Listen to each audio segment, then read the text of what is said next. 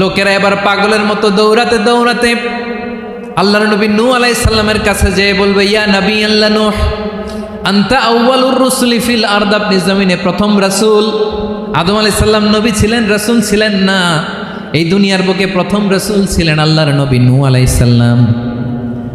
সবাই বলবে, ও নবী আল্লাহ নূহ, রাসূল আল্লাহ নূহ, আল্লাহ আপনাকে আবদান শাকুরা, শুকর গুজার বান্দা বলে কোরআনে বলেছে। কোরআনে নূহ আলাইহিস সালামের নামেও সূরা আছে না নাই? আপনি আল্লাহর প্রিয় বান্দা, প্রিয় রাসূল। দেখেন আমাদের কি দশা, ঘামতে ঘামতে শেষ। জমিনটা তামার জমিন, সূর্যটা মাথার কাছে, কি করবো আর পারি না। ঘামতে ঘামতে আর কত ঘামবো, কত দাঁড়িয়ে থাকবো। আল্লাহরে যে বলেন বিচার যেন শুরু করে। নূহ আলাইহিস সালাম বলবেন, আমিও পারবো না, আমিও পারবো না। আমি আমার ছেলের জন্য এক কথা বলে ভুল করে ফেলছি। যখন মহাপ্লাবন হবে আমি বললাম, আল্লাহ আমার কলিজার টুকরা সন্তান রে বাঁচান। আল্লাহ বললেন, ও নূহ, সে তোমার সন্তান না, কারণ সে ঈমান আনে নাই, সে পাহাড়ের উপর দাঁড়িয়েছে, দেখি কেমনে সে বাঁচে। ওই যে আমি একটা না বুঝে আবদার করেছি, আল্লাহ আমার উপর রেগে গিয়েছিলেন। আজকে আল্লাহ ওই ব্যাপারে যদি আমারে প্রশ্ন করে, আমার কোনো জবাব নাই, আমি পারবো না, মাফ করো। তোমরা সবাই মিলে আল্লাহর খালিল ইব্রাহিম আলাইহিস সালামের কাছে যাও। লোকগুলো পাগলের মতো খুঁজতে আরম্ভ করবে, অযুত লক্ষ নিযুত কোটি মানুষের ভিড়ে আল্লাহর খালিল ইব্রাহিমকে যে বলবে, ইয়া খালিলুল্লাহ, ও আল্লাহর খালিল, আল্লাহ আপনাকে বড্ড ভালোবেসেছেন, আপনি কাবা বানিয়েছেন, আল্লাহ আপনাকে বড্ড পছন্দ করেন। দেখেন আমাদের কি অবস্থা। আপনি যে আল্লাহর কাছে সুপারিশ করেন যেন আল্লাহ আজকে বিচার শুরু করে। আল্লাহর নবী ইব্রাহিম বলবেন, আমিও পারবো না। আমি আমার জীবদ্দশায় 3টা মিথ্যা বলেছি। কয়টা? আসলে মিথ্যা না, একটু টুইস্ট করে, কৌশল করে কথা বলেছিলেন, ওইটাকে হাদিসে মিথ্যা বলা হয়েছে। আমি জীবনে 3টা মিথ্যা বলেছি। জীবন বাঁচানোর তাগিদে কৌশল করে 3টা কথা বলেছি। আজকের এই কঠিন ময়দানে আল্লাহ যদি ওই 3টা কথার ব্যাপারে জিজ্ঞেস করে, লজ্জায় আমি মাথা দেখাতে পারবো না, আমিও পারবো না, আমিও পারবো না। আজকে আল্লাহ এত রেগে আছে, আগে কখনো এত রাগে নাই, পরেও রাখবে না। তোমরা সবাই মিলে বনি ইসরাইলের নবী মূসা আলাইহিস সালামের কাছে যাও। সবাই এবার যাবে মূসা আলাইহিস সালামের কাছে, যেয়ে বলবে, ইয়া নবী আল্লাহ মূসা, আপনি ছিলেন কালিমুল্লাহ, আল্লাহর সাথে সরাসরি কথা বলতেন। রব্বুল আলামিন আপনাকে তাওরাত কিতাব দিয়েছেন, আপনি যে একটু সুপারিশ করেন। আল্লাহর নবী মূসা বলবেন, মাফ করো, আমিও পারবো না। আমি দুনিয়ার বুকে ভুল করে একটা মানুষকে মেরে ফেলেছি। আমি মারছিলাম আদব শিক্ষা দেওয়ার জন্য এক থাপ্পড়, এই থাপ্পড়ে যে ওই লোক মরেই যাবে আমি জানতাম না। আজকে আল্লাহ যদি জিজ্ঞেস করে কেন মারলা, জবাব আছে? ওই লজ্জায় আমি অনুতপ্ত, আমি পারবো না, আমার এই কথা বলো না। আজকে আল্লাহ বড্ড রেগে আছে, আমি পারবো না। তোমরা আল্লাহর নবী ঈসা আলাইহিস সালামের কাছে যাও। কিয়ামতের ময়দানে মানুষগুলো পাগল পাড়া হয়ে আল্লাহর নবী ঈসা আলাইহিস সালামের কাছে যাবে, যে বলবে, নবী ঈসা আপনি রূহুল্লাহ, বাবা ছাড়া আল্লাহ আপনাকে বানিয়েছেন, ইনজিল কিতাব দিয়েছেন, মৃত মানুষকে আপনি জীবিত করতে পারতেন। আজকের এই কঠিন বিপদের দিনে আপনি আমাদের সাহায্য করেন। আল্লাহর কাছে যে বলেন যেন বিচার শুরু করে। ঈসা আলাইহিস সালাম বলবেন, আমিও পারবো না। ইন্নী উবিদতু মিন দুনিল্লাহ, আমার উম্মত খ্রিস্টানেরা আল্লাহরে বাদ দিয়ে আমি ঈসার ইবাদত করেছে। আমার মা ম্যারি আর আমাকে ডাকতো জেসাস ক্রাইস্ট, আমার ইবাদত করেছে, যদিও আমি আমার ইবাদত করতে বলি না। ঈসা আলাইহিস সালামও ইবাদত করতে বলেছেন একজনের, তিনি কে? আল্লাহর নবী ঈসা আলাইহিস সালাম বলবেন, আমিও পারবো না। আজকে আল্লাহ অনেক রেগে আছে, আমি পারবো না। তবে একটা পরামর্শ দিতে পারি, একটা সাজেশন দিতে পারি। আজকের দিনে এই কঠিন মুসিবতের কালে, এই কঠিন সময়ে কেউ আল্লাহর দরবারে দাঁড়িয়ে একটা টু শব্দ করার ক্ষমতা কারো নাই, একমাত্র আখিরি জামানার পয়গাম্বর বিশ্বনবী মুহাম্মদুর রাসূলুল্লাহ ছাড়া। মানুষগুলো এবার আগুনের মধ্যে পানি দিলে যেমনি আগুন নিভে যায়, দাউ দাউ করা হৃদয়ে জ্বলন্ত আগুন তাদের ঠান্ডা হবে। কিয়ামতের ময়দানে ওই বিভীষিকাময় সময়ে, মুসিবতের কালে মানুষগুলো পাগল হয়ে বিশ্বনবীকে খুঁজতে আরম্ভ করবে। সবাই মিলে বিশ্বনবীর কাছে যেয়ে বলবে, ইয়া রাহমাতাল লিল আলামিন, ইয়া খাতামান নবীন, রাহমাতাল লিল আলামিন।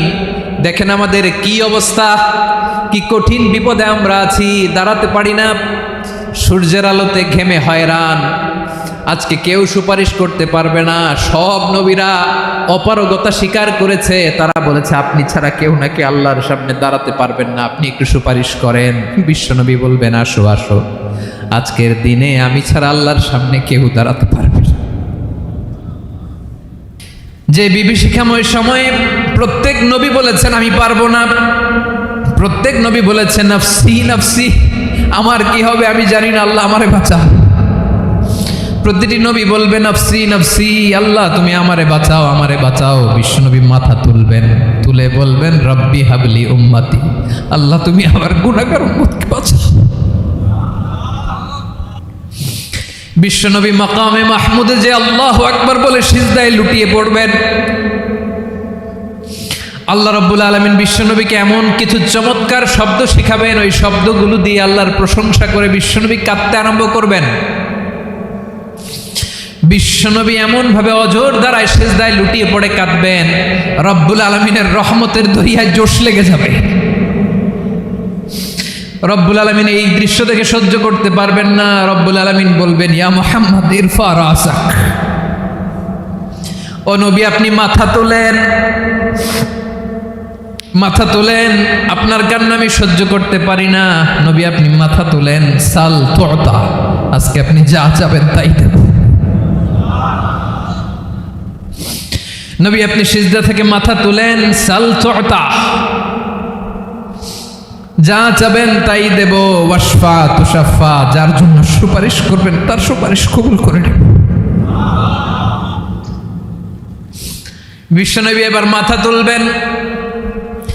যে বিভীষিকাময় সময়ে প্রত্যেক নবী বলেছেন আমি পারবো না, প্রত্যেক নবী বলেছেন নফসি নফসি, আমার কি হবে আমি জানি না, আল্লাহ আমারে বাঁচাও। প্রতিটি নবী বলবে নফসি নফসি, আল্লাহ তুমি আমারে বাঁচাও আমারে বাঁচাও। বিশ্বনবী মাথা তুলবেন, তুলে বলবেন রব্বি হাবলি উম্মতি, আল্লাহ তুমি আমার গুনাহগার উম্মতকে বাঁচাও। এই দুনিয়ার বুকে রব্বুল আলামিন সব নবীকে একটা করে দাওয়া মুস্তাজাবা দিয়েছেন, মানে যে দোয়া করলে কবুল হয়ে যায় সাথে সাথেই। দাও বিহা, দুনিয়ার সব নবীরা ওই দোয়াটা দুনিয়ায় করে ফেলেছে। সব নবীকে আল্লাহ একটা করে দোয়া দিয়েছেন, নবী দোয়া করলেই কবুল। সব নবীরা ওই দোয়া করে ফেলেছে দুনিয়াতে। বিশ্বনবী বলেন আমি করি নাই।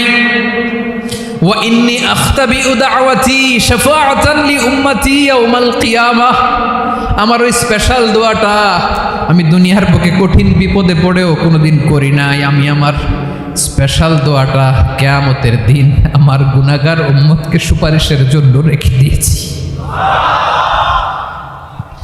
আল্লাহ বলবেন নবী ইরফা রাসাক, মাথা তোলেন, আর কাটবেন না।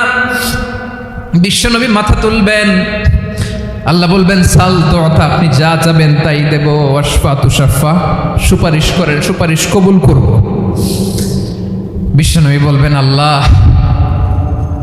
ওই স্পেশাল দোয়াটা দুনিয়াতে করি নাই, আজকে আমি তোমার দরবারে দাঁড়িয়ে কিয়ামতের দিন ওই দোয়াটা করছি। আল্লাহ আমার যে উম্মতের হৃদয়ে যাররা পরিমাণ ঈমান আছে, আমার একটা উম্মতকেও তুমি জাহান্নামে ঢোকাতে পারবা না। বিশ্বনবী পাগলের মতো একবার হাউজে কাউসারে যাবেন, একবার সিরাতে যাবেন, একবার পুলসিরাতের দিকে, একবার হাউজে কাউসারের দিকে, পাগলের মতো দৌড়াতে থাকবেন, তার কোনো গুনাহগার উম্মত যাতে জাহান্নামে ঢুকে না যায়। সেদিন কেউ সুপারিশ করতে পারবে না বিশ্বনবী ছাড়া। এজন্য 5 নম্বর আল্লাহ বললেন মান যাল্লাযী ইয়াশফাউ ইনদাহু ইল্লা বিইযনিহি, কার সাহস আছে, কার এত বড় বুকের পাটা কিয়ামতের কঠিন দিন আল্লাহর সামনে দাঁড়িয়ে সুপারিশ করবে? কারো ক্ষমতা নেই, কারো ক্ষমতা নাই।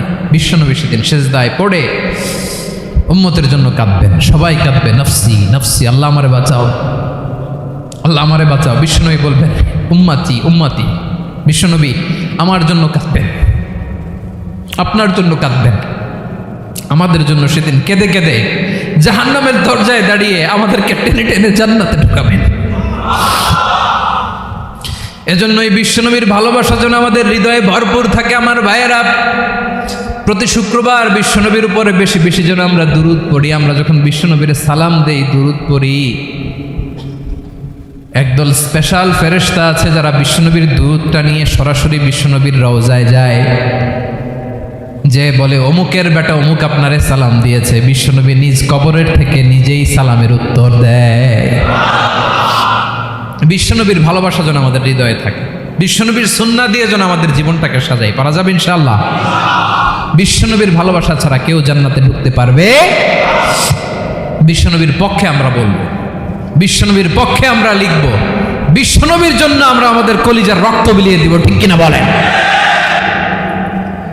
সেদিন বিশ্বনবী ছাড়া কেউ সুপারিশ করতে পারবে না। 5 নম্বর আল্লাহ বললেন, মান যাল্লাযী ইয়াশফাউ ইনদাহু ইল্লা বিইذনি। কে আছে সুপারিশ করবে আল্লাহর সামনে আর আপনি আপনার বাবার দরবারে যে সেজদা দেন? হ্যাঁ, ইব্রাহিম আলাইহিস সালাম থারথার করে কাঁপবে আর বলবে নাফসি নাফসি, আল্লাহ আমারে বাঁচাও। মুসা আলাইহিস সালাম থারথার করে কাঁপবে, আল্লাহ নাফসি নাফসি, আমারে বাঁচাও। আর আপনি পীরের দরবারে যে সেজদা দেন? কোথায় আছেন আপনি? খবরদার, কেউ বাঁচাতে পারবে না। যাকে ইল্লা আল্লাহ যাকে অনুমতি দেন, বিশ্বনবীকে দিবেন, নবীদেরকে দিবেন। এরপরে আল্লাহ তার স্পেশাল ওয়ালিদেরকে, মুত্তাকিনদেরকে, শহীদদেরকে, সিলেক্টেড বান্দাদেরকে দিবেন। কিন্তু কাকে দিবেন, কার জন্য দিবেন, দুনিয়ার কেউ জানে না একজন ছাড়া। তিনি কে? আল্লাহর ওয়ালিদেরকে, নেককার লোকদেরকে আল্লাহ সুপারিশের অনুমতি দিবেন। কিন্তু আপনি যারে মানেন, যার পায়ে সেজদায় লুটিয়ে পড়ে থাকেন, তারে যে আল্লাহ দিবেন, এটার কোনো গ্যারান্টি আছে? কথা বলেন। এজন্য জপতে হবে একজনের নাম, আওয়াজ করে বলুন, তিনি কে? আয়াতুল কুরসির 5 নাম্বার কথা হচ্ছে, সেদিন কেউ কারো উপকারে আসবে না, সুপারিশ করার সুযোগ পাবে না, আল্লাহ যাকে অনুমতি দেয় তিনি ছাড়া। কয়টা গেল? 6 নম্বর আল্লাহ বললেন, ইয়ালামু মা বাইনা আইদিহিম ওয়া মা খালফাহুম। তোমাদের সামনে, তোমাদের পেছনে যখন যেটাই ঘটুক না জানে কে? আওয়াজ করে বলুন, কেউ যেটা জানে না জানে কে? কেউ যেটা দেখে না দেখে কে? কেউ যেটা শোনে না শোনে কে? ইয়ালামু মা বাইনা আইদিহিম ওয়া মা, দৃষ্টিগোচর, দৃষ্টির বাইরে যা ঘটে কে জানে? তবে ঘরের ভিতরে ঢুকে জানালা বন্ধ করে লাইট অফ করে যদি আমরা কিছু করি, ওইটা আর আল্লাহ জানে না। হ্যাঁ, জানে? ওইটাও জানে। যত কালো পর্দা লাগায়া লাইট বন্ধ করে একা একা পাপ করেন, দেখে কে? এজন্য অন্ধকারে পাপ করলেও সেখানেও আল্লাহর দৃষ্টি আছে না নাই? আলিমুল গায়বি ওয়াশ শাহাদা, দৃশ্য অদৃশ্য সব জানেন, সব। আল্লাহ বলেন, ওয়া আসিররু কাওলাকুম আও ইজহারু বিহি ইন্নাহু আলিমুম বিযাতিস সুদূর। প্রকাশ্যে করো কিংবা গোপনে করো, সব জানেন। এমনকি অন্তরে অন্তরে কি ভাবো তাও জানেন। মুখে গালি দেন নাই, মনে মনে গালি দিছেন, ওটা তো আল্লাহ জানে না? হ্যাঁ, আলিমুম বিযাতিস সুদূর, অন্তরে যা আছে ওইটাও। ইয়ালামু খাইনাতাল আ'য়ুন ওয়া মা তুখফিস সুদূর। চোখ দিয়ে, অনেকে দেখবেন চোখ দিয়ে চোখ মারে, ওইটাও আল্লাহ দেখেন। বিচার করতেছে, বিচারককে ঘুষ টুস দিয়ে আপনি চোখ মারলেন যে এইভাবে না ওইভাবে করো, ওইটা তো আল্লাহ দেখে দেখে না? হ্যাঁ, খাইনাতাল আ'য়ুন, চোখের খেয়ানত দেখে। ওয়া মা তুখফিস সুদূর, অন্তরে যেটা লুকায় রাখো ওইটাও তিনি দেখেন। এজন্য আল্লাহ বলেন 6 নম্বর কথা হচ্ছে, ইয়ালামু মা বাইনা আইদিহিম ওয়া মা খালফাহুম, সামনে পেছনে যা ঘটে সব জানে কে? কথা ক্লিয়ার? 7 নম্বরে আল্লাহ বললেন, ওয়ালা ইউহিতুনা বিশাইইম মিন ইলমিহি ইল্লা বিমা শা। কেউ তার জ্ঞানকে পরিব্যাপ্ত করতে পারে না, পরিবেষ্টন করতে পারে না। তার জ্ঞানে কি আছে কেউ জানতে পারে না, ততটুকু ছাড়া যতটুকু তিনি জানেন। সুবহানাল্লাহ। নবীরা কি সব জানেন? বিষ্ণু ঈসা ইসলাম সব জানতেন না। আল্লাহ তাআলা নবীদেরকে যতটুকু জানান ততটুকুই নবীরা বলে, ঠিক কি না? ওয়া মা ইয়ানতিকু আনিল হাওয়া ইন হুয়া ইল্লা ওয়াহয়ুন ইউহা। আল্লাহ যতটুকু জানায় নবীরা ততটুকু বলতে পারে, এর বাইরে বলতে পারে না। আল্লাহ যতটুকু জানায় ততটুকু। আমাদের জ্ঞান যা আছে দিছে কে? সবাই বলুন, কে দিছে? এজন্য আল্লাহ বলে আমি যদি জ্ঞান দেই তাইলে তোমরা জ্ঞান পাও, এছাড়া জ্ঞানের কোনো মাধ্যম দুনিয়াতে। আর আমাদের জ্ঞান একেবারে কম, এই জ্ঞান নিয়ে আমরা বড়াই, কত বড়াই করি, জ্ঞানের কত বড়াই, গর্ব অহংকার, কত গরম আছে না নাই? কি জ্ঞান আছে আপনার? কি জানেন বলেন? ভবিষ্যৎ জানেন? কালকে কি হবে জানেন? তো কি জানেন আপনি? কালকে কি হবে এটাই তো জানি না, এখন কি হবে তাই জানি না, পিছনে কি করছিলাম এটা মনে রাখতে পারি না। আজ থেকে 1 মাস আগে এই বিকেলে আপনি কি করতেছিলেন মনে আছে? এত দূরে যাওয়া লাগবে না। আজ থেকে 1 সপ্তাহ আগে রাত্রেবেলায় কি খাইছিলেন মনে আছে? আজ থেকে 5 দিন আগে কোন জামাটা পরছিলাম মনে আছে? তো কি জানেন আপনি? কিছুই না। আমাদের জ্ঞানকে আল্লাহ বলেছেন কালিল। কি বলেছেন?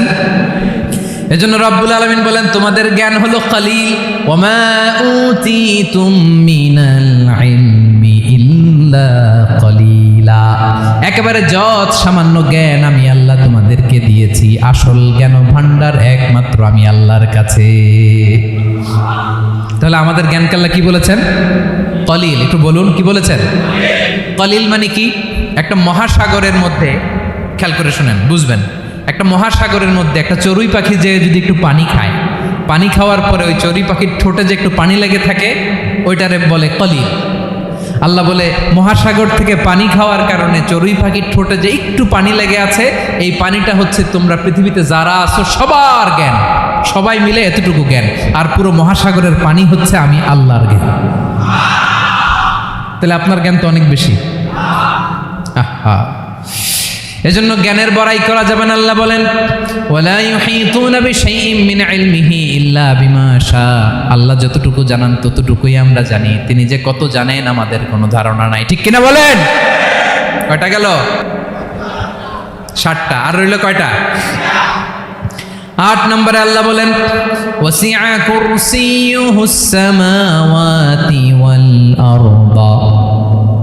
তার কুরসি আকাশ জমিন বিস্তৃত, আকাশ এবং জমিনকে পরিব্যাপ্ত করে রেখেছে তার কুরসি, তার ক্ষমতা, তার কর্তৃত্ব।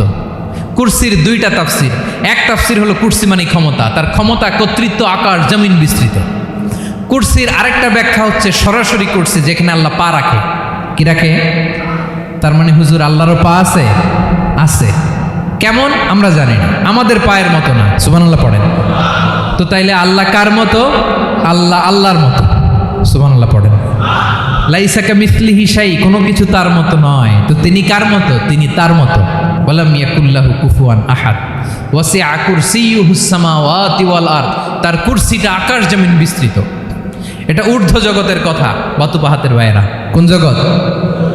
ঊর্ধ্ব জগৎ শুরু হয় এই যে এখান থেকে, মাথার উপর থেকে ঊর্ধ্ব জগতের শুরু। ঠিক কিনা?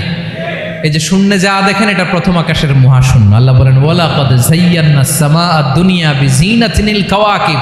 প্রথম আকাশের মহাশূন্যকে আমি তারা গ্রহ দিয়ে সুশোভিত করেছি। আমাদের পৃথিবীর চাইতে অনেক বড় গ্রহ আছে, যেমন সূর্য পৃথিবীর চেয়ে 13 লক্ষ গুণ বড়। কয় গুণ? 13 গুণ, 1300 গুণ, 13,000 গুণ। কত গুণ? আরো জোরে কত গুণ? চিন্তা করছেন পৃথিবীটা কত বড়, আর সূর্য নাকি পৃথিবীর চেয়ে?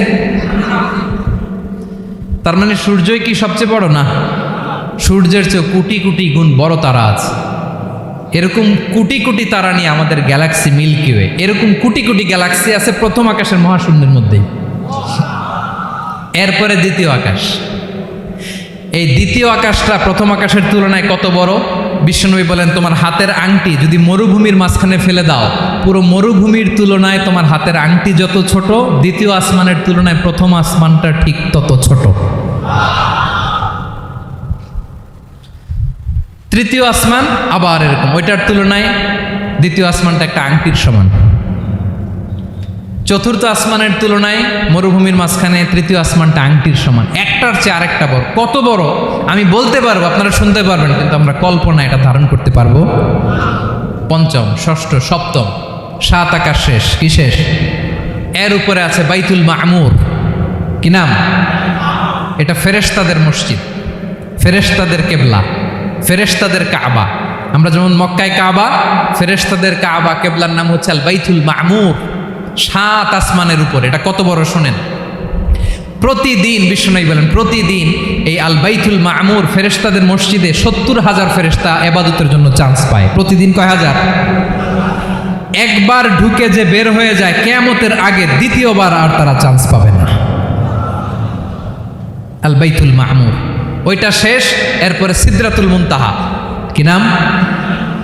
সীমান্ত বৃক্ষ। ওইটা আরো বড়, একটা বিশাল বড় বড়ই গাছ আল্লাহ বানাইছে। ওয়া ইলাইহি ইয়ানতাহি ইলমুল মালাইকা, ফেরেশতাদের জ্ঞান সীমানা ওইখানেই শেষ। এর উপরে কি হয় ফেরেশতারা আর জানে না। ফেরেশতাদের ক্ষমতা এখানে শেষ। সিদরাতুল মুনতাহা, সিদরাতুল মুনতাহার এরিয়া শেষ, এরপরে শুরু হয় আল্লাহুল মাহফুজ, কোরআনের বাড়ি। কোরআনের বাড়ি কই? বাল হুয়া কুরআনুম মাজিদ ফি, এটা মিন দুররাতিন বাইদা, সাদা ঝকঝকে ডায়মন্ড দিয়ে আল্লাহ বানাইছে। আমাদের সবার তাকদীর ভাগ্যলিপি ওইখানে লেখা, কি হবে না হবে। কোরআনের বাড়ি ওইটা, ওইটা শেষ। এরপরে শুরু হয় লা জামান লা মাকান এরিয়া। ওইখানে কোনো জামান নাই, মাকান নাই, no time no space area শুরু। ওইখানে কুরসি, যেখানে আল্লাহ পা রাখেন বা কুদরতি পা রাখেন, আল্লাহর কুরসি। বড় রাজা বাদশারা সিংহাসনে বসে পা রাখে একটা টেবিলের উপর, শাহী টেবিল, ওইটার নাম কুরসি। আল্লাহ বলে ওয়াসিআ কুরসিয়ুহুস সামাওয়াতি ওয়াল আরদ, আল্লাহর এই কুরসিটা এতক্ষণ যা বললাম এই সবগুলোর চাইতেও বড়। কুরসির উপরে আছে আল্লাহর আরশ, আর রহমানু আলাল আরশি ইস্তাওয়া, রব্বুল আলামিন ওই আরশের উপরে। আমি যেমনি চেয়ারের উপরে এরকম না, যেভাবে আল্লাহর জালালিয়াত, হিজ হাইনেস, হিজ রয়্যালনেস, আল্লাহর জালালিয়াত, আল্লাহর কুদরতের মাধ্যমে যেভাবে আল্লাহ আরশের উপর থাকা দরকার, আল্লাহর সত্তা, আল্লাহ ঠিক ওইভাবে আছেন, আরশের উপরে আছেন। ওয়া ইয়াহমিলু আরশা রাব্বিকা ফাওকাহুম ইয়াওমাইযিন সামানিয়া, কিয়ামতের দিন আল্লাহর এই আরশটা 8 জন ফেরেশতা বহন করবে। আরশ বহনের জন্য আল্লাহর ফেরেশতা লাগে না, কোনো কাজের জন্যই আল্লাহর ফেরেশতা লাগে না। আল্লাহ বলে কুন ফায়াকুন, হয়ে যায়। তারপরে আল্লাহ নিয়োজিত রেখেছেন। সেদিন কিয়ামতের দিন আল্লাহর আরশটা বহন করবে কয়জন ফেরেশতা? এদের সাইজ কত বড়?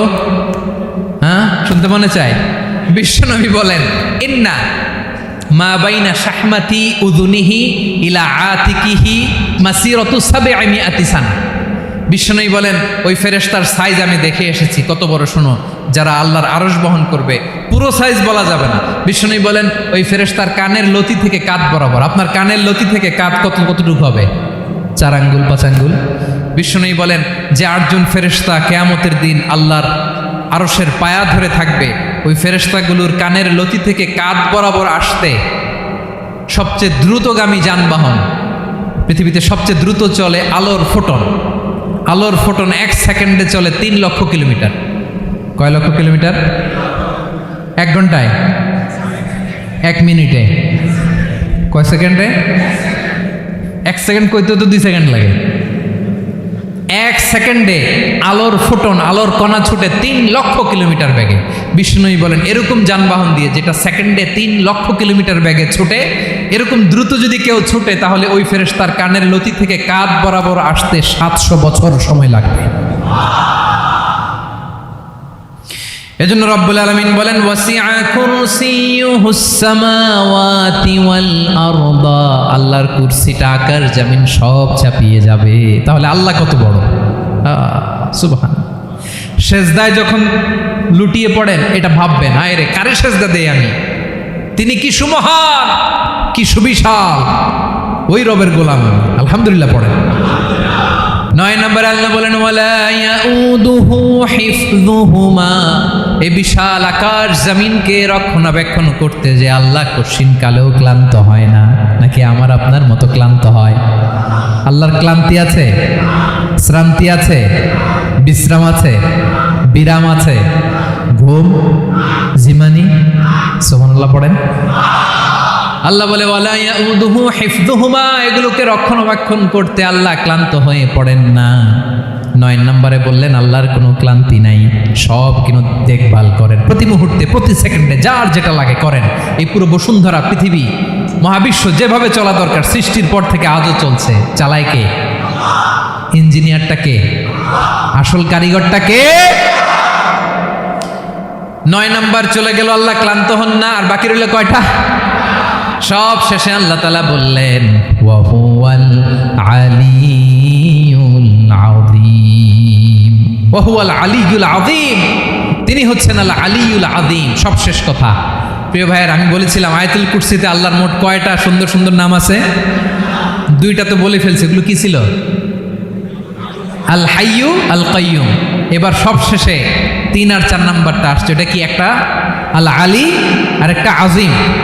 3 নাম্বারটা হচ্ছে আল আলী, 4 নাম্বারটা আযীম। আল আলী মানে হচ্ছে সর্বোচ্চ, দ্য গ্রেটেস্ট, দ্য হাইয়েস্ট। তার উপরে কেউ আছে? ঊর্ধ্ব জগতের যে বর্ণনা দিছে, কি বুঝলেন? আল্লাহর উপরে কেউ আছে? এই জন্য তিনি হচ্ছেন আল আলী, সবচেয়ে উপরে, সর্বোচ্চ, দ্য হাইয়েস্ট। তার উপরে কেউ। এজন্য আল্লাহ বলেন সাব্বিহ ইসমা রাব্বিকাল আ'লা। আল আলী আর আল আ'লা কাছাকাছি অর্থ। প্রশংসা করো ওই আল্লাহর যিনি হলেন আ'লা, সবচেয়ে বড়। তার চেয়ে বড় কেউ আছে নাকি? তার উপরে কেউ আছে নাকি? আল আ'লা। এজন্য আমরা যখন সিজদায় লুটিয়ে পড়ি, আমরা যখন সবচেয়ে নিচে যাই, আমরা বলি আল্লাহ তুমি সবচেয়ে উপরে। আমরা যখন সিজদায় যাই, আমরা তখন সবচেয়ে কি? নিচে, তাই না?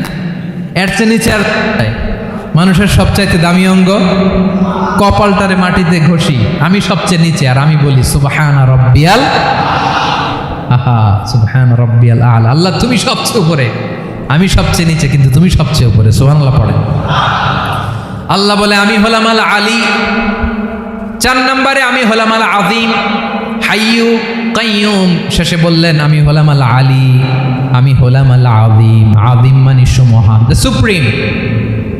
সুপ্রিম আল্লাহর সবকিছু চরম পর্যায়ের। তার সবকিছু কি?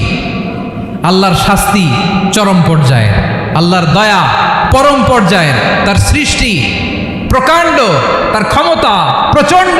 তিনি আল আলী আল আযীম। আওয়াজ করে পড়েন আল্লাহু আকবার। আল্লাহ বলে আমি হলাম আল আলী, আমি হলাম আল আযীম, আমি হলাম সুমহান। আমার সবকিছু বড়, আমার শাস্তি বড়, আমার দয়াও বড়, মায়াও বড়। আমি যখন শাস্তি দেই, আমার শাস্তির মতো কেউ শাস্তি দিতে পারে না। আমি আল্লাহ সব সময় ধরি না, ধরলে ছাড়ি না। ঠিক কি না? ধরে ধরে ধরে না, ধরলে আল্লাহ সাবধান। যখন আযাব আসবে, গজব আসবে, পালাবার জায়গা খুঁজে পাওয়া যাবে। সামান্য ভূমিকম্প দিলে আমাদের অবস্থা কি হয় দেখেন তো?